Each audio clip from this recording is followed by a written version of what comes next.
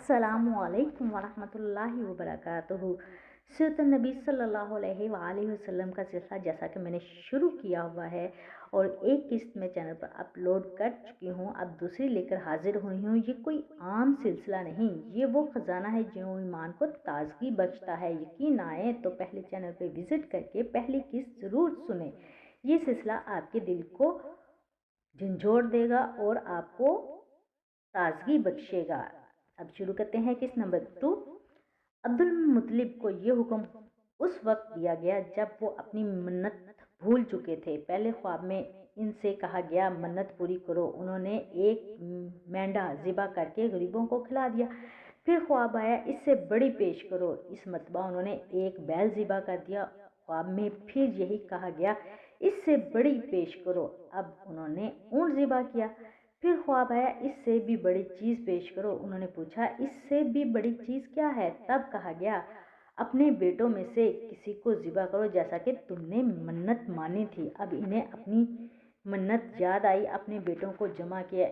इनमें से मन्नत का जिक्र किया गया। सब के सर झुक गए, कौन खुद को ज़िबा करवाता है? आखिर अब्दुल्ला बोले अब्बा जान आप मुझे ज़िबा कर दें। ये सबसे छोटे थे, सबसे खूबसूरत थे, सबसे ज़्यादा मोहब्बत भी अब्दुल मुत्तलिब को इन्हीं से थी। लिहाजा उन्होंने कुरा अंदाज़ी करने का इरादा किया। तमाम बेटों के नाम लिख कर कुरा डाला। अब्दुल्ला का नाम निकला। अब उन्होंने छुरी ली, अब्दुल्ला को बाजू से पकड़ा, इन्हें ज़िबा करने के लिए नीचे लटा दिया। जो ही बाप ने बेटे को लटाया, अब्बास से ज़ब्त ना हो सका, फौरन आगे बढ़ा और भाई को खींच लिया। इस वक्त ये खुद भी छोटे से थे। इधर बाप ने अब्दुल्ला को खींचा। इस खींचा तानी में अब्दुल्ला के चेहरे पर खराशें भी आईं।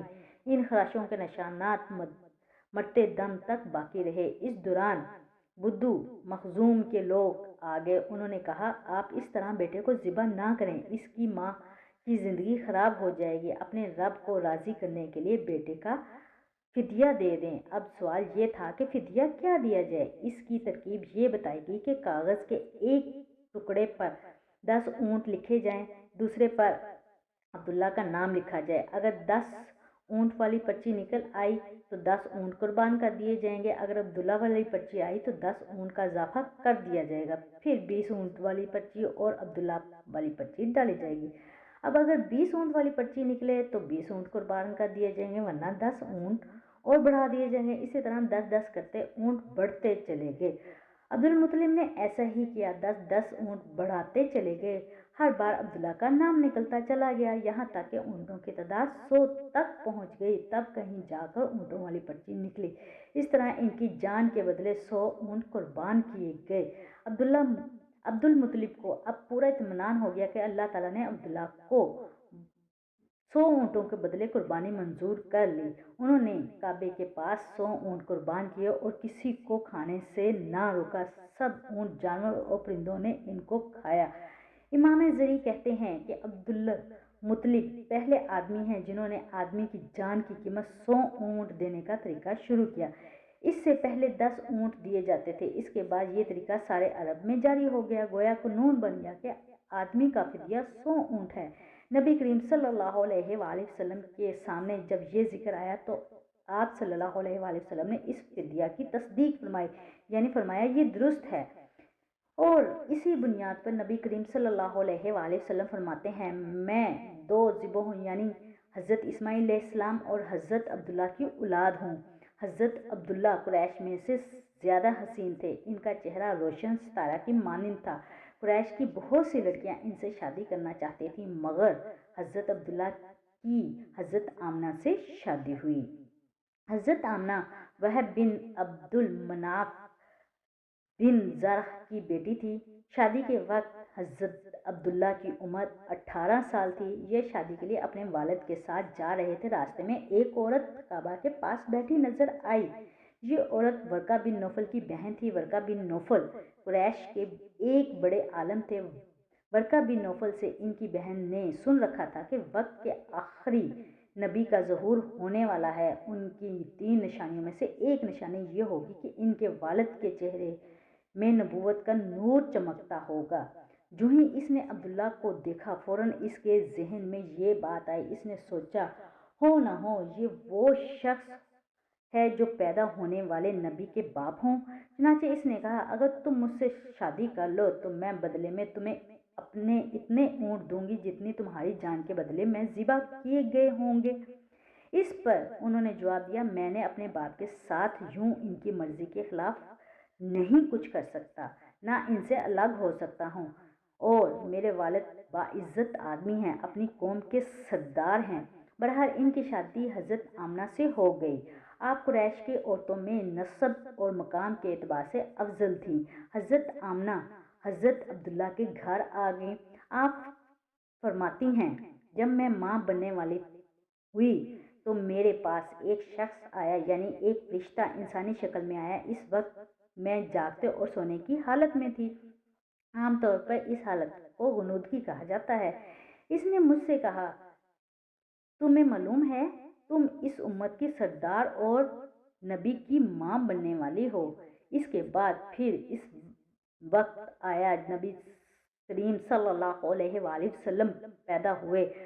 جب تمہارے ہاں پیدائش ہو تو کہنا میں اس بچے کے لیے اللہ کی پناہ چاہتی ہوں ہر حسد کرنے والے کے شر، ہر برائی سے۔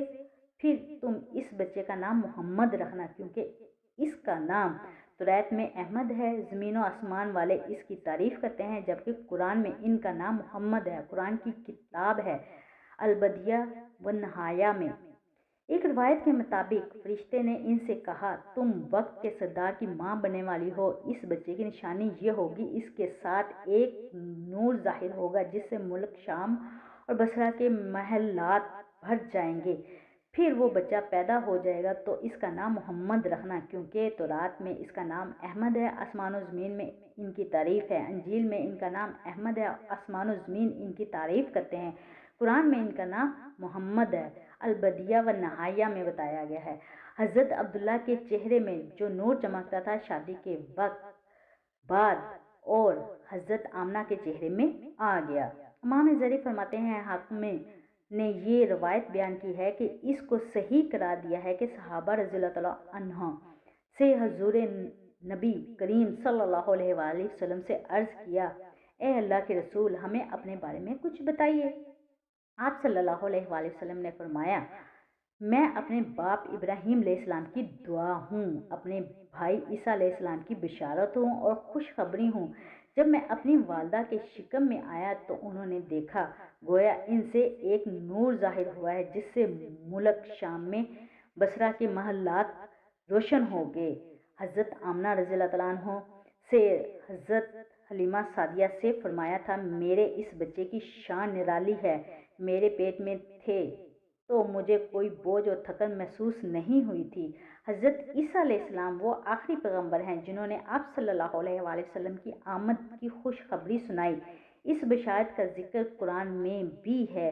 سورہ صف میں اللہ تعالیٰ فرماتے ہیں ترجمہ اور اس طرح وہ وقت بھی قابل ذکر ہے جبکہ حضرت ابن مریم علیہ السلام نے فرمایا کہ اے بنی اسرائیل میں تمہارے پاس اللہ کا بھیجا ہوا آیا ہوں، مجھ سے پہلے جو توریت آ چکے ہے اس کی تصدیق کرنے والا ہوں، اور میرے بعد ایک رسول آنے والا ہے، ان کا نام مبارک احمد ہوگا، میں ان کی بشارت دینے والا ہوں۔ اب چونکہ حضرت عیسیٰ علیہ السلام یہ بشارت سنا چکے تھے اس لیے ہر دور کے لوگ آپ صلی اللہ علیہ وآلہ وسلم کا آمد کا انتظار تھا۔ ادھر آپ کی پیدائش سے پہلے ہی حضرت عبداللہ انتقال کر گئے۔ سابق کتب میں آپ کی نبوت کی ایک علامت یہ بھی بتائی گئی کہ آپ کے والد کا انتقال آپ کی ولادت سے پہلے ہو جائے گا۔ حضرت عبداللہ ایک تجارتی قافلے کے ساتھ تجارت کے لیے گئے ہوئے تھے، اس دوران بیمار ہو گئے اور کمزور ہو کر واپس لوٹے۔ قافلہ مدینہ منورہ سے گزرا تو حضرت عبداللہ اپنی ننیھال یعنی بنو نجار کے ہاں ٹھہرے۔ ان کی والدہ بنو نجار سے تھیں، 1 ماہ تک بیمار رہے اور انتقال کر گئے، انہیں یہیں دفن کر دیا گیا۔ تجارتی قافلے جب حضرت عبداللہ کے بغیر مکہ مکرمہ پہنچا اور عبدالمطلب کو پتہ چلا کہ ان کے بیٹے عبداللہ بیمار ہو گئے ہیں، مدینہ منورہ میں اپنے ننیھال میں ہیں، تو انہیں لانے کے لیے عبدالمطلب نے اپنے بیٹے زبیر کو بھیجا۔ جب یہ وہاں پہنچے تو حضرت عبداللہ کا انتقال ہو چکا تھا۔ مطلب یہ کہ آپ صلی اللہ علیہ وآلہ وسلم اس دنیا میں اپنے والد کی وفات کے چند ماہ بعد تشریف لائے۔ اگر آپ کو یہ میری چھوٹی سی کاوش پسند آتی ہو تو چینل کو سبسکرائب ضرور کیجیے گا اور بیل آئیکن کو کلک کیجیے گا تاکہ ہر نئی آنے والی ویڈیو آپ تک پہنچ سکے۔ امید کرتی ہوں کہ آپ کو یہ والی ایپیسوڈ بھی پسند آئی ہو۔ اچھا سا کمنٹ کر کے ضرور جائیے گا، دعا میں یاد رکھیے گا۔ اللہ حافظ۔